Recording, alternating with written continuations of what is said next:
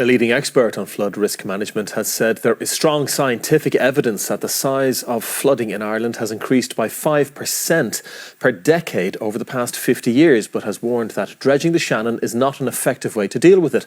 About 2.5 times the normal rainfall has fallen so far this month.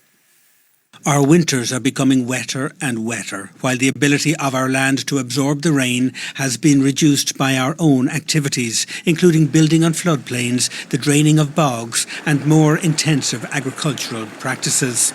Dredging the Shannon to make the water run more quickly has been proposed as a possible solution.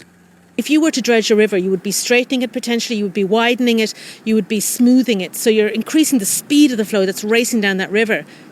You might be okay, but downstream, your neighbour, your farmer, your local town and village, they will receive much, much faster flowing water and much, much larger amounts of water, and that will destroy their bridges and lead to very dangerous conditions for the people who live in those locations. So dredging is absolutely not the answer.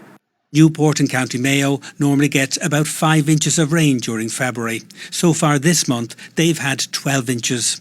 Athenry in County Galway, typically 3.5 inches of rain in February, but they're up to 9 inches already.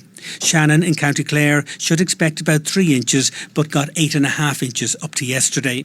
Mount Dillon in the Midlands, again about 3 inches is normal for the entire month, but it's 7.7 inches so far and rising.